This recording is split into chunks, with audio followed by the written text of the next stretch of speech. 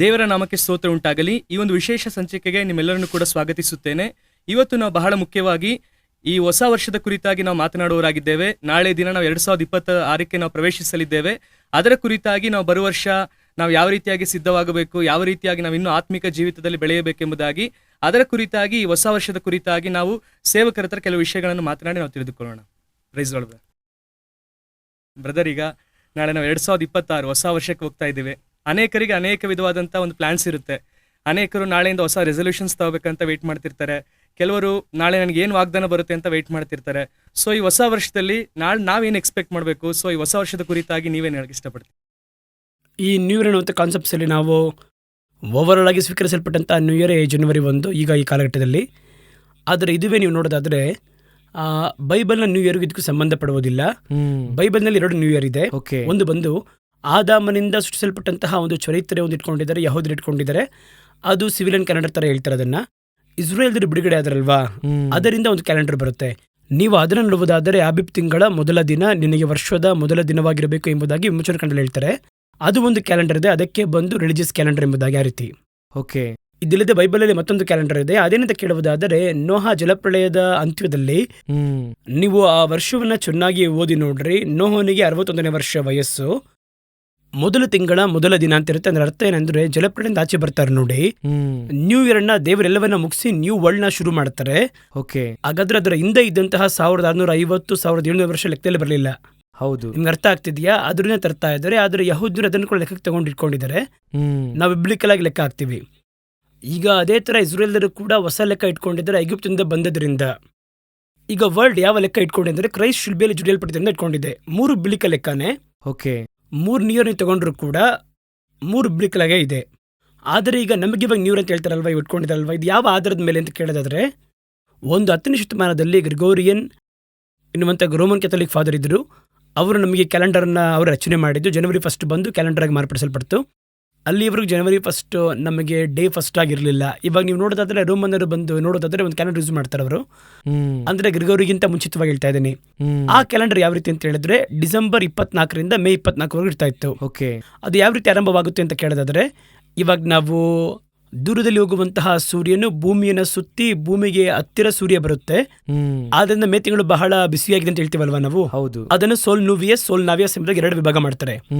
ಅಲ್ಲಿಂದ ಭೂಮಿ ಬಂದು ಸೂರ್ಯನ ಬಿಟ್ಟು ಸ್ವಲ್ಪ ದೂರ ಹೋಗುತ್ತೆ ನೋಡಿ. ಹಾಗೆ ದೂರ ಹೋಗ್ತಾ ಹೋಗ್ತಾ ಹೋಗ್ತಾ 2 ಆಧಾರವನ್ನಿಟ್ಟು ಕ್ಯಾಲೆಂಡರ್ ಇಟ್ಕೊಂಡಿದ್ರು. ಅದರ ಆಧಾರದ ಮೇಲೆಯೇ ಡಿಸೆಂಬರ್ 25 ಅವರು ಬಂದು ಕ್ರಿಸ್ಮಸ್ ಅನ್ನೋ ಕಾನ್ಸೆಪ್ಟ್ಗೆ ಅವರು ತರ್ತಾರೆ. ಅವರು ಇನ್ನು ಬಹಳ ವಿಚಾರ ಇದೆ. ಆದ್ರೆ ಇವಾಗಿರುವಂಥ ಕ್ಯಾಲೆಂಡರ್ನ ಫಾಲೋ ಮಾಡ್ತೇವೆ. ಜನವರಿ 1. ಈ ಜನವರಿ 1ನ ತರುವುದಕ್ಕೋಸ್ಕರ ಅವ್ರು ಏನ್ ಮಾಡಿದ್ರು ಅಂದ್ರೆ ಒಂದು 15 ದಿನವನ್ನ ವರ್ಷದ ಲೆಕ್ಕದಲ್ಲಿ ತೆಗೆದಾಕ್ಬಿಟ್ರು. ಕಾಲಗಳನ್ನು ನೆಂಬುಗಳನ್ನು ಮಾರ್ಪಡಿಸ್ತಾರೆ ಎಂಬುದಾಗಿ 7ನೇ ಅಧ್ಯಾಯ ದಾನಿಯೇಲಲ್ಲಿದೆ. ಇದನ್ನ ಅವರು ಮಾಡಿದ್ರು, ಮಾಡಿ ಟೋಟಲ್ ಆಗಿ ಅದನ್ನ ಮಾರ್ಪಡಿಸಿದ್ರು. ಸೊ ಇವಾಗ ನೀವು ಹೇಳುವಂತಹ ನ್ಯೂ ಇಯರ್ ಎನ್ನುವಂಥದ್ದು ಇವಾಗ ನಾವು ಸ್ವೀಕಾರ ಮಾಡ್ಕೊಂಡಿದ್ದು, ಬೇರೆ ದಾರಿ ಇಲ್ಲ. ಅದರ ಅಡಿಯಲ್ಲೇ ಇದೀವಿ ನಾವು ಇವಾಗ. ಇದನ್ನ ಮೂಲಭೂತವಾಗಿ ಇಟ್ಕೊಂಡು ಬೈಬಲ್ ಲೆಕ್ಕವನ್ನು ಮಾಡೋಕ್ಕಾಗಲ್ಲ, ಸರಿನಾ?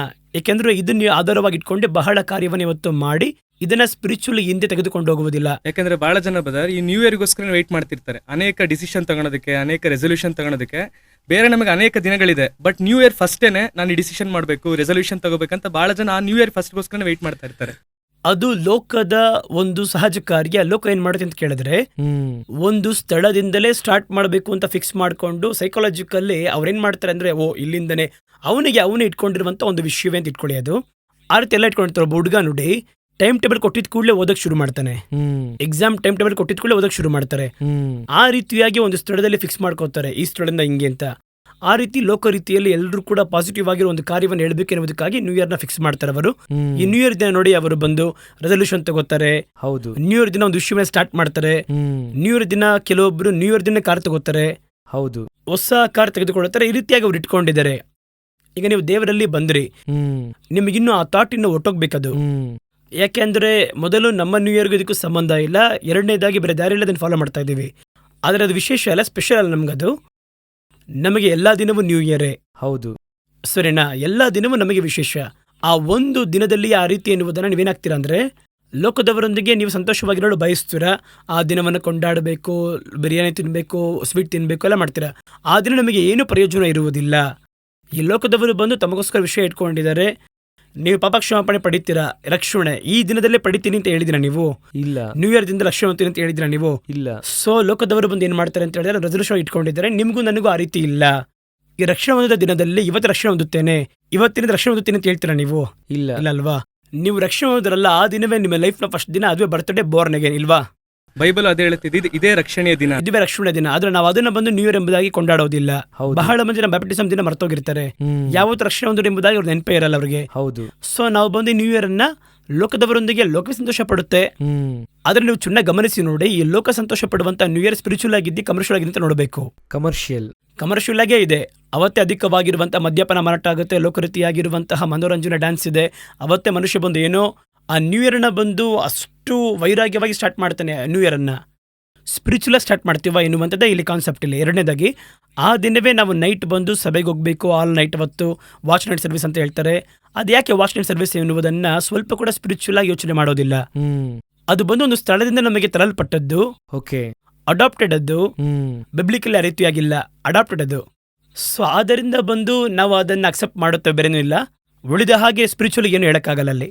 ಅದೇನಾಗುತ್ತೆ ಅಂದ್ರೆ ಬದರ್ ಬಹಳ ಜನ ನ್ಯೂ ಇಯರ್ ಅಲ್ಲಿ ರೆಸಲ್ಯೂಷನ್ ತಾಂತಾರೆ, ನಾನು ಇವತ್ತಿನಿಂದ ಬೈಬಲ್ನ ಕಂಪ್ಲೀಟ್ ಮಾಡಬೇಕು, ಇವತ್ತಿಂದ ನನ್ನ ಪ್ರೇಯರ್ನ ಚೆನ್ನಾಗಿ ಮಾಡ್ಬೇಕಂತ. ಇದು ಮಾಂಸದಲ್ಲಿ ಅವರು ಆ ಡಿಸಿಷನ್ ತಗೊಳೋದ್ರಿಂದ ಬಹಳ ದಿನ ಅವರು ಅದನ್ನ ಫಾಲೋ ಮಾಡೋಕ್ಕಾಗ್ದಲೇ 1 ಮಂತ್ 50 ಡೇಸ್ ಫಾಲೋ ಮಾಡಿ ಮತ್ತೆ ಗಿವ್ ಅಪ್ ಮಾಡ್ತಾರೆ. ನೀವು ಕೇಳಿದ ಪ್ರಕಾರ ಹೇಳೋದಾದ್ರೆ ಕ್ರೈಸ್ತರು ಬಂದು ಅವತ್ತೇ ಬೈಬಲ್ನ ಶುರು ಮಾಡ್ತೀನಿ, ಈ ವರ್ಷದೊಳಗೆ ಬೈಬಲ್ ಮುಗಿಸ್ಬೇಕು, ಇಷ್ಟು ಕಾರ್ಯ ಮಾಡ್ಬೇಕು, ರೆಸಲ್ಯೂಷನ್ ಅವತ್ತು ತಗೋತಾರಲ್ವಾ? ಹೌದು. ಅದು ಕೂಡ ಅವರ ಒಂದು ಬಲಹೀನದ ಒಂದು ಪ್ರಕಟಣೆ ಅಷ್ಟೇ. ಬೈಬಲ್ ಓದುವುದಕ್ಕೆ ಯಾವತ್ತು ಬೇಕಾದ್ರೂ ಓದ್ಬೋದು. ಹೌದು. ಆದ್ರೆ ಅವತ್ತೇ ಮಾಡಿದ್ರೆ ವಿಶ್ವಾಸಿಗಳು ಸ್ಟಾರ್ಟ್ ಮಾಡ್ತಾರೆ, ಅವತ್ತು ಹೇಳಿದ್ರೆ ಅವರು ಕೇಳ್ತಾರೆ ಎನ್ನುವಂತ ಮೈಂಡ್ ಸೆಟ್ ಇವರಿಗೆ ಬಂದಿದೆ. ಎಲ್ಲಾ ದಿನ ಕೂಡ ನೀವೀಗ ಮುಗಿಸಿದ್ದೀರಾ, ನಾನು ಹೇಳ್ತೀನಿ, ಬೈಬಲ್ ಅಲ್ಲಿ ಒಂದ್ ಬಾರಿ ಓದಿ ಮುಗಿಸಿದ್ದೀರಾ, ಒಂದು 3 ತಿಂಗಳಲ್ಲಿ ಓದಿ ಮುಗಿಸಿದ್ದೀರಾ, ಮುಂದಿನ ನ್ಯೂ ಇಯರ್ಗೆ ವೆಯ್ಟ್ ಮಾಡ್ತೀರಾ? ಇಲ್ಲ ಅಲ್ವಾ? ಮುಂದೆ ಓದ್ತಾ ಇರ್ತಾನೆ ನೀವು. ಇದು ಯಾವುದನ್ನ ಸೂಚನೆ ಮಾಡುತ್ತೆ ಅಂತ ನೋಡೋದಾದ್ರೆ, ಯಾವುದೋ ಒಂದು ಸ್ಥಳದಲ್ಲಿ ನಮಗೊಂದು ಸ್ಟಾರ್ಟ್ಅಪ್ ಮಾಡೋದಕ್ಕೆ ಒಂದು ಬೇಕಾಗಿದೆ, ಇಗ್ನಿಷನ್ಗೆ ನಾವು ಬೇಕಾಗಿದೆ. ಅಲ್ಲಿ ಆ ಒಂದು ಇಗ್ನಿಷನ್ಗೆ ಆ ಡೇ ಅನ್ನ ಅವ್ರು ಯೂಸ್ ಮಾಡ್ಕೋತಾರೆ. ಬಟ್ ನೀವು ಯಾವ ದಿನ ಬೇಕಾದ್ರೂ ಏನ್ ಮಾಡ್ಬೋದು, ಓದ್ಬೋದು, ಡಿಸಿಷನ್ ತಗೊಬೋದು. ಎಲ್ಲಾ ದಿನದಲ್ಲೂ ಡಿಸಿಷನ್ ತಗೊಂಡವರಾಗಿ ಇರಬೇಕು ನಾವು. ಇದನ್ನ ಒಂದು ಡೇಗೋಸ್ಕರವಾಗಿ ವೆಯ್ಟ್ ಮಾಡ್ಬೇಕಾದ ಅವಶ್ಯಕತೆ ಇಲ್ಲ. ಅದನ್ನ ಬಂದು ಮತ್ತೆ ಹೇಳ್ತೀನಿ ನೋಡಿ, ಸೈಕಾಲಜಿಕಲ್ ಆಗಿ ಬಾಧೆಗೊಳಗಾಗಿದ್ದಾರೆ. ನನ್ ಕೇಳಿದ್ರೆ ಅದ್ರಲ್ಲಿ ಫಿಕ್ಸ್ ಆಗಿದ್ದಾರೆ ಅವರು.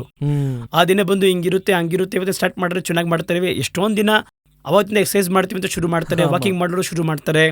ಎಷ್ಟು ಜನ ಕಂಟಿನ್ಯೂ ಮಾಡ್ತಾರೆ? ಇಲ್ಲಲ್ವಾ? ಅದೇ ರೀತಿನೇ ಇದು ಕೂಡ. ನಾವು ಯಾವಾಗ ಬೇಕಾದ್ರೂ ಬೈಬಲ್ ಶುರು ಮಾಡಬಹುದು, 1ನೇ ತಾರೀಕುವರೆಗೆ ವೆಯ್ಟ್ ಮಾಡಬೇಕು ಅವಶ್ಯಕತೆ ಇಲ್ಲ. ಓಕೆ ಬ್ರದರ್, ಇನ್ನೊಂದು ಕ್ವಶನ್ ಏನಂದ್ರೆ, ಈ ಪ್ರಾಮಿಸ್, ಈ ನ್ಯೂ ಇಯರ್ ಒಂದು ಬಂದ ತಕ್ಷಣನೇ ಎಲ್ಲರ ಮನಸ್ಸಲ್ಲಿ ಇರೋಂಥದ್ದು ಏನಂದ್ರೆ, ದೇವ್ ನನಗೆ ಅವತ್ತು ಏನು ವಾಗ್ದಾನ ಕೊಡ್ತಾರೆ, ಕಾರ್ಡಲ್ಲಿ ನನಗೆ ಏನು ವಾಗ್ದಾನ ಬರುತ್ತೆ.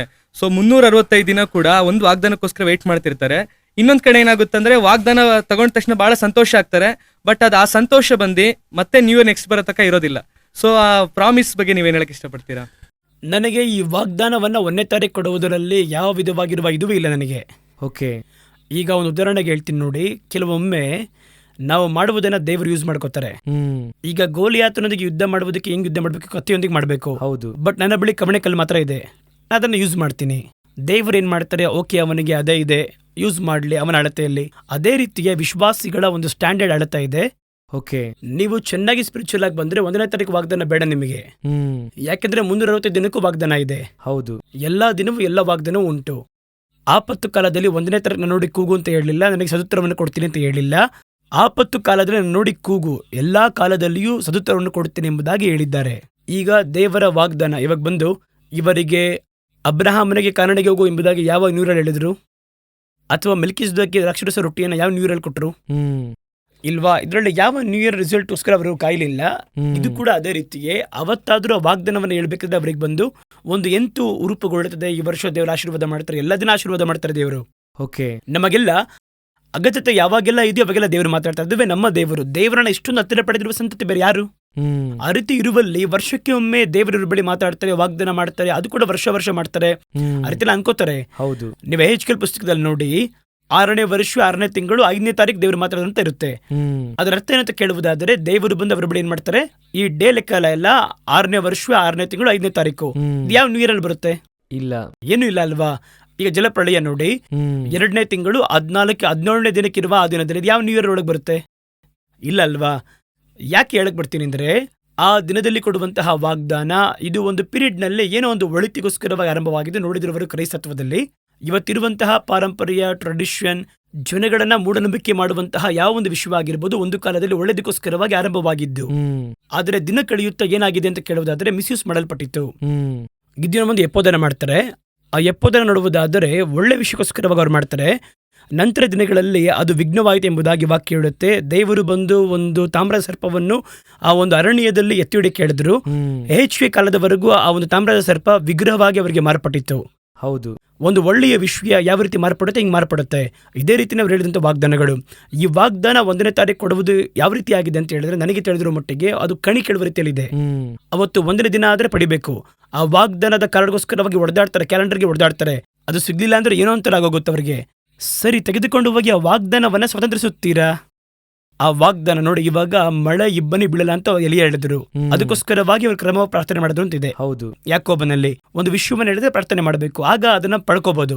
ಇವರು ಎಲ್ಲಿದೆ ದೇವರು ಕಾನಾದೇಶಕ್ಕೆ ಹೋಗು ಅಂತ ಹೇಳಿದ್ರು. ಈಗ ಇವರು ವಿಜ್ಞಾಪನೆ ಮಾಡ್ತಾರೆ, ಯಾತಕ್ಕಾಗಿ ಸ್ವತಂತ್ರಿಸಿಕೊಳ್ಳುತ್ತೇನೆ ಎಂಬುದಾಗಿ.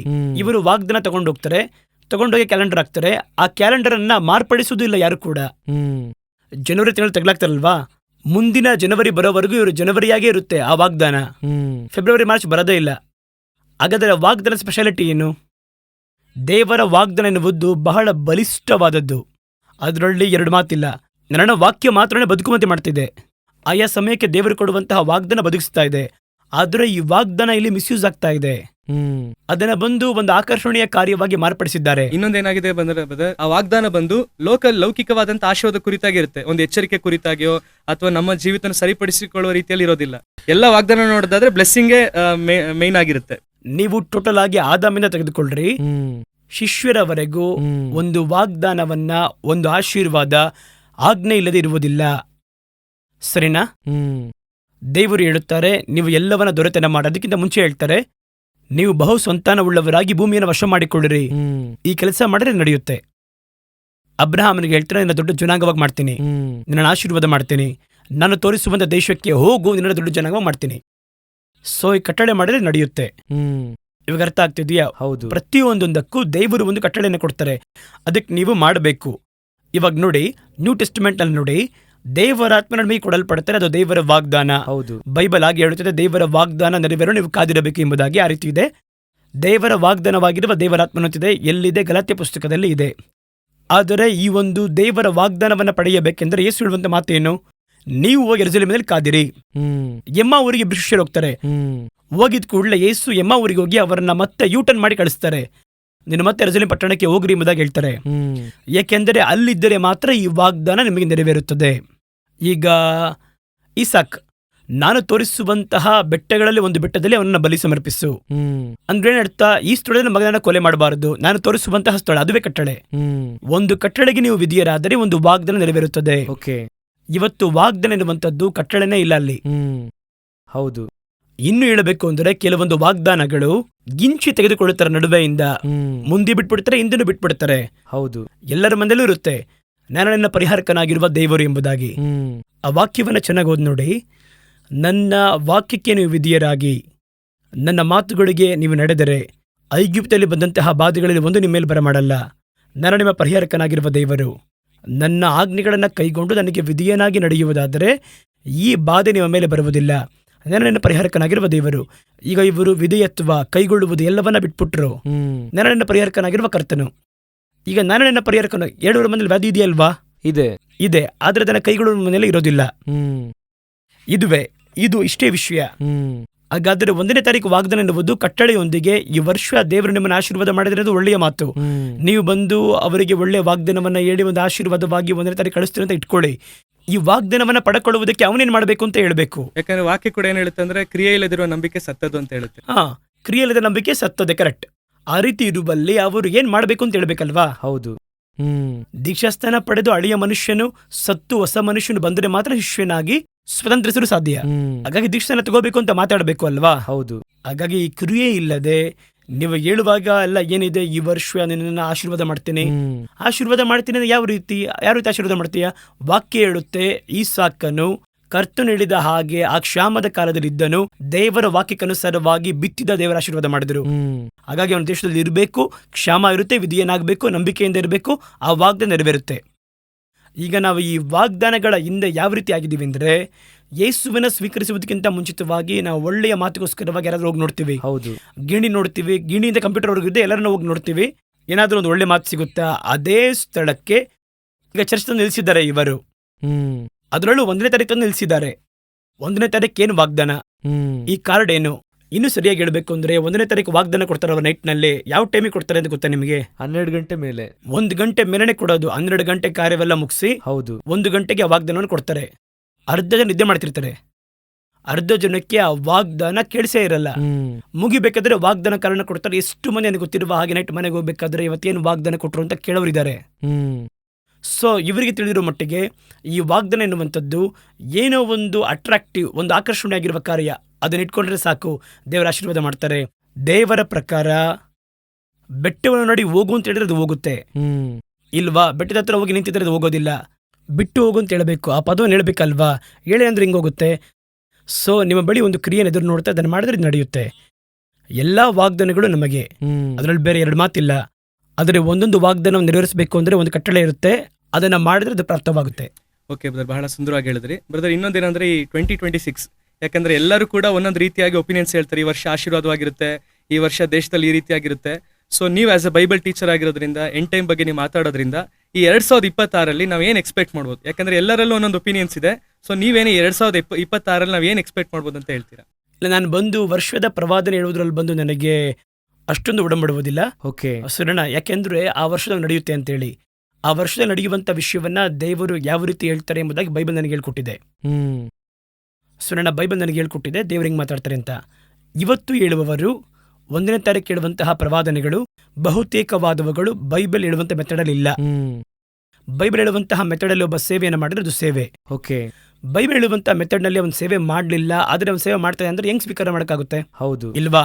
ಅದೇ ರೀತಿನೇ ಇವತ್ತು ಹೇಳುವಂತಹ ಜನಗಳಿಗೆ ಈ ವರ್ಷ ಈ ರೀತಿ ನಡೆಯುತ್ತೆ, ಆ ರೀತಿ ಹೇಳುವಂಥದ್ದಿದೆ ಅಲ್ವಾ? ಅದರಲ್ಲಿ ಬಹುತೇಕವಾದವುಗಳು ದೇವರು ಹೇಳುವುದಲ್ಲ. ನನ್ನ ಪ್ರಕಾರ ಹ್ಮ್ ದೇವರು ಈ ರೀತಿನೇ ಹೇಳ್ತಾರೆ ಎಂಬುದಾಗಿ ಟೋಟಲ್ ಬೈಬಲ್ ಇದೆ.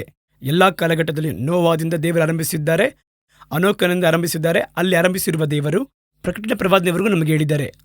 ಆ ರೀತಿ ಹೇಳಬೇಕಾದ್ರೆ ಹೇಳುವಂತಹ ಯಾವ ಪ್ಯಾಟರ್ನಲ್ಲೂ ಅದಿಲ್ಲ. ಈ ವರ್ಷ ಏನು ನಡೆಯುತ್ತೆ, ಮುಂದಿನ ವರ್ಷ ಯಾವ ರೀತಿ ಇರುತ್ತೆ ಎನ್ನುವಂಥದ್ದನ್ನ ಈ ರೀತಿಯಾಗಿ ಒಂದು ಕೋಡಾಗಿಟ್ಕೊಂಡು ಮಾತಾಡ್ತಾರೆ ನೋಡಿ. ಹ್ಮ್ ನಾವು ಅದಕ್ಕೆ ಒಡಂಬಡುವುದಿಲ್ಲ. ಇವಾಗ ಚಿಕ್ಕ ಉದಾಹರಣೆ, ಚೈನಾದಲ್ಲಿ ಭೂಕಂಪ ಅಂತ ಹೇಳ್ತಾರೆ, ಇಲ್ಲಿ ಹೇಳ್ತಾರೆ. ಏನಕ್ಕೆ ಹ್ಮ್ ಚೈನಾದಲ್ಲಿ ಭೂಕಂಪ ಬರೋದು? ಯಾಕೆ ಇಲ್ಲಿ ಹೇಳಬೇಕು? ಹ್ಮ್ ಚೈನಾದಲ್ಲಿ ಭೂಕಂಪ ಬರೋದು ಅಂತ ಎಲ್ಲಿ ಹೇಳ್ಬೇಕು? ಚೈನಾದಲ್ಲಿ. ಚೈನಾ ಹೇಳ್ತಾನೆ ಭೂಕಂಪ ಬರ್ತಾ ಇದೆ. ಹೌದು, ಹಾಗಾದ್ರೆ ಆ ಜನರಿಗೆ ಎಚ್ಚರಿಕೆ ಕೊಡಬೇಕು. ಹಾಗಾದ್ರೆ ಆ ಜನರಿಗೆ ಎಚ್ಚರಿಕೆ ಕೊಟ್ಟು ಏನು ಮಾಡಬೇಕು? ಆ ಭೂಕಂಪ ಬರದ ಹಾಗೆ ಪ್ರಾರ್ಥನೆ ಮಾಡಕ್ಕೆ ಹೇಳ್ಬೇಕು. ಇಲ್ಲಾಂದ್ರೆ ಭೂಕಂಪನ ತಪ್ಪಿಸಿಕೊಳ್ಳುವುದಕ್ಕೆ ಏನ್ ದಾರಿ ಅಂತ ಹೇಳ್ಕೊಡ್ಬೇಕು ಅವರಿಗೆ. ಅದೇ ತಾನೇ ಆ ಒಂದು ಪ್ರವಾದನೆಯ ಉದ್ದೇಶ. ದೇವರೊಂದು ಪ್ರವಾದನೆ ಯಾಕೆ ಹೇಳ್ತಾರೆ ಅಂದ್ರೆ, ಇದು ನಡೆಯಲಿದೆ ಅಂತ ಹೇಳಿದ್ರೆ ನಡೆಯಲಿದೆ ಎನ್ನುವುದಕ್ಕಾಗಿ ಅಲ್ಲ, ನಡೆಯದೆ ನೀವು ಭದ್ರವಾಗಿ ನಿಮ್ಮನ್ನ ಕಾಪಾಡಿಕೊಳ್ಳಿ ಎನ್ನುವುದಕ್ಕೋಸ್ಕರ. ನಿನಗೆ ಯಾಕೆ ಹೇಳಿದ್ರು ಪ್ರಾಫಸಿಯನ್ನ? ಅವ್ರು ಸಾಯ್ಬೇಕು ಅಂತ ಹೇಳಿದ್ರ? ಇಲ್ಲ, ಕಾಪಾಡಬೇಕು ಅಂತ ಹೇಳಿದ್ರು. ಹೌದು. ಈಚ್ ಅಂಡ್ ಎವ್ರಿ ಪ್ರಾಫಸಿಯ ಹಿನ್ನೆಲ್ಲ ಇಷ್ಟೇ. Okay, each and every prophecy ನಿಮ್ಮನ್ನ ಕಾಪಾಡುವುದಕ್ಕೋಸ್ಕರವಾಗಿ, ಭಕ್ತಿ ವೃದ್ಧಿಗೋಸ್ಕರವಾಗಿ ಹೇಳಲ್ಪಡುವುದು. ಯಾವ ಪ್ರಾಫಸಿ ಆಗಿರಲಿ ನನ್ನ ಸ್ವಂತ ಲಾಭಕ್ಕಾಗಿ ಅಲ್ಲ. ಬ್ರದರ್ ಹೇಳಿದ್ರು ನಡೆಯಿತು, ಬ್ರದರ್ ಹೇಳಿದ ರೀತಿಯಲ್ಲೇ ನಡೆಯಿತು ಎನ್ನುವುದನ್ನ ಬುಕ್ಕಲ್ಲಿ ಹಾಕುವುದಕ್ಕೆ ದೇವರು ಹೇಳಿದೆ ನನಗೆ. ಆ ಪ್ರವಾದನೆಯ ಪರಿಣಾಮವೇನು? ಅವನ್ನ ತಿದ್ದೋದು, ಅವನ್ನ ಮಾರ್ಪಡಿಸೋದು. ಅವನ್ ಮಾರ್ಪಟ್ಟಾದ್ರೆ ನಡೆಯಲ್ಲ. ಈಗ ಇಲ್ಲೇನ್ ಸಮಸ್ಯೆ ಅಂತ ನೋಡೋದಾದ್ರೆ, ಅದು ನಡಿಬೇಕು, ಅವಾಗ ಏನ್ ಮಾಡಬಾರ್ದು, ಅವ್ನು ಮಾರ್ಪಡಬಾರ್ದು. ಹೌದು, ಅದುವೇ ಇವತ್ತು ಸೇವಕನ ಪರಿಸ್ಥಿತಿ. ಒಂದು ಪ್ರವಾದನೆ ನುಡಿಯಲ್ಪಟ್ರೆ ಅದು ನಡಿಲ್ಲ ಅಂದ್ರೆ ಸೇವಕನಿಗೆ ಬಾಧೆ. ಇವ್ರು ಹೇಳಿದ್ರು ನಡೆಯಲಿಲ್ಲ, ಜನ ಏನ್ ಮಾಡ್ತಾರೆ, ಇವ್ರನ್ನ ಕೇವಲ ಮಾತಾಡ್ತಾರೆ. ಹಾಗಾದ್ರೆ ಇವ್ರು ಏನ್ಕೋತಾರೆ, ನಾನು ಹೇಳಿದ್ ನಡಿಬೇಕು. ಆದರೆ ಪರಲೋಕ ಏನು ಹೇಳುತ್ತೆ, ನೀನು ಹೇಳಿದ್ದು ನಡೆಯದೆ ಆ ಜನಗಳು ಸಂರಕ್ಷಿಸಲ್ಪಡಬೇಕು, ಆ ಹೃದಯ ನಿನಗಿರಬೇಕು ಅಂತ ದೇವರು ಹೇಳ್ತಾರೆ. ದೇವರು ಎಲಿಯ ಬಳಿ ಹೇಳಿದ್ರು ಅಹಾಬನು ಸಾಯುತ್ತಾನೆ ಎಂಬುದಾಗಿ. ಹೌದು. ಈಗ ಎಲಿಯನು ಅಹಾಬನ ಬಳಿ ಹೇಳ್ತಾನೆ ಸಾಯ್ತಿ ಎಂಬುದಾಗಿ. ಆದರೆ ಅಹಾಬನು ಅಳ್ತಾನೆ, ಕರ್ತನನ್ನು ಕ್ಷಮಿಸಿದ್ರು. ಈಗ ಎಲಿ ಹೇಳಿದ್ ನಡೀತಾ ನಡೀಲಿಲ್ವಾ? ನಡೀಲಿಲ್ಲ ಅಲ್ವಾ? ಎಲಿಯ ಯಾರು? ಪ್ರವಾದಿ, ಭಯಂಕರವಾಗಿರುವ ಪ್ರವಾದಿ. ಹೇಳಿದ್ದು ಹೇಳಿದಂತೆ ನಡೆಯುತ್ತೆ, ಹಾಗೆ ಪಿನ್ ಪಾಯಿಂಟ್. ಈಗ ಜನಗಳು ಯಾವ ರೀತಿ ಹೇಳ್ತಾರೆ, ಎಲಿಯ ಹೇಳಿದ್ದು ನಡೀಲಿಲ್ಲ. ಎಲಿಯ ಹಿಂದೆ ತರ ಇಲ್ಲ ಕಣ್ರಿ.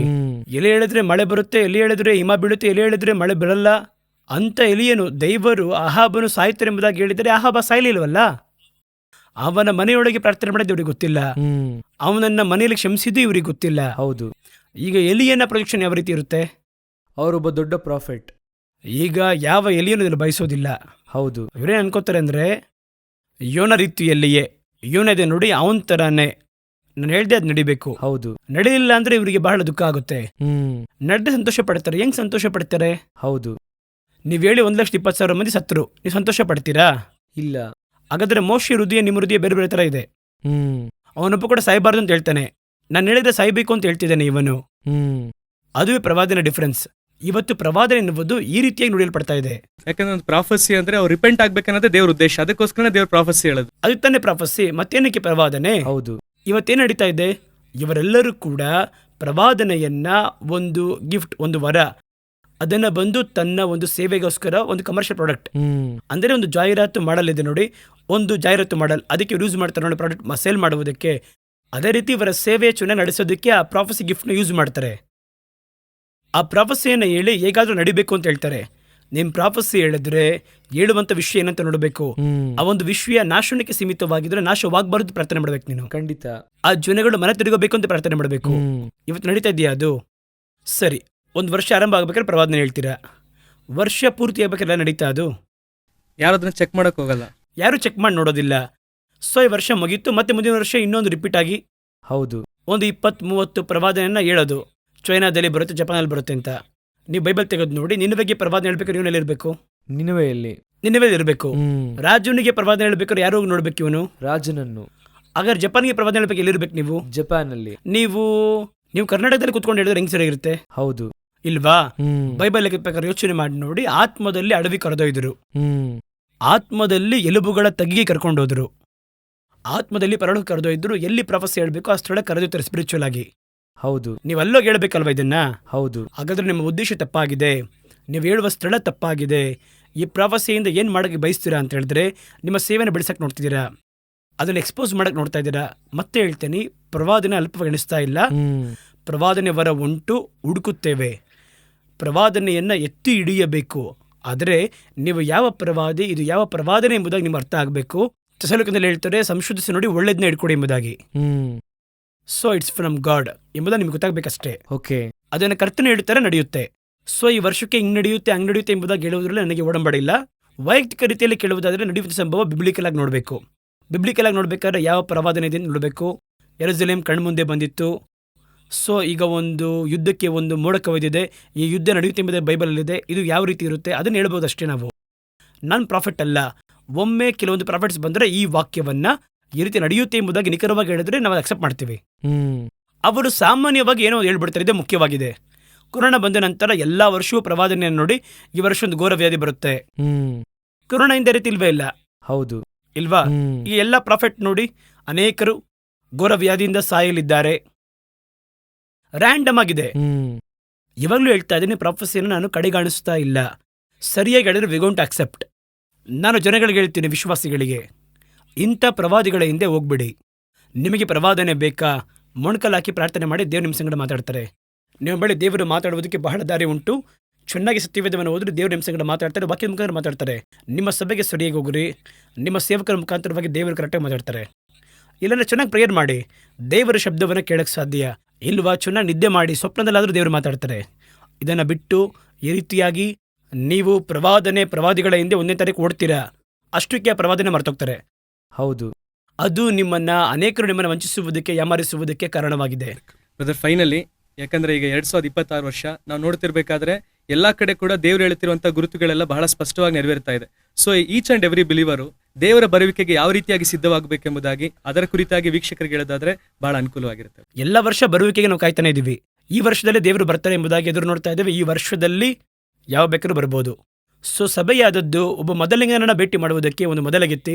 ಯಾವ ರೀತಿ ಈವ್ನಿಂಗ್ ಮ್ಯಾರೇಜ್ ಇದೆ ಅಂತ ಹೇಳಿದ್ರೆ ಅವಳು ಹೇಗೆ ಯಾವ ರೀತಿ ಮಧ್ಯಾಹ್ನದಿಂದ ರೆಡಿ ಆಗ್ತಾಳೋ, ಕೆಲವೊಬ್ಬರೆಲ್ಲ ಬೆಳಗ್ಗೆಯಿಂದ ರೆಡಿ ಆಗ್ತಾರೆ, ಕೆಲವೊಬ್ಬರು ಇನ್ನು ಮುಂಚೆನೇ ಪರ್ಚೇಸ್ ಮಾಡಿ ಶಾಪಿಂಗ್ ಮಾಡ್ತಾರೆ, ಎಲ್ಲ ಮಾಡ್ತಾರೆ, ಪತ್ರಿಕೆ ಕೊಡ್ತಾರೆ. ಅದು ಬಂದು ಒಂದು ಸಿದ್ಧತೆ. ಆ ರೀತಿಯಾಗಿ ನೀವು ಸಿದ್ಧರಾಗಿರಬೇಕು. ಅದರಲ್ಲೂ ಪ್ರತ್ಯೇಕವಾಗಿ ಆ ಮದುವೆಯ ಸಮಯ ಹತ್ತಿರ ಬರ್ತಾ ಬರ್ತಾ ಅವ್ರು ನೋಡಿದ್ರೆ ಬಹಳ ವೇಗವಾಗಿ ಸಿದ್ಧವಾಗ್ತಾನೆ ಇರ್ತಾರೆ. ಕೊನೆಯದ ಚೆಕಪ್ ಮಾಡ್ತಾರೆ, ಎಲ್ಲ ಹಾಕಿ ಚೆನ್ನಾಗಿದ್ವಿ ಎಲ್ಲ ನೋಡ್ತಾರಲ್ವಾ. ಆ ರೀತಿ ಮೊದಲಗೀತಿತನನ್ನ ಸಿದ್ಧ ಮಾಡಿಕೊಂಡು ಎಂಬುದಾಗಿ ಇದೆ.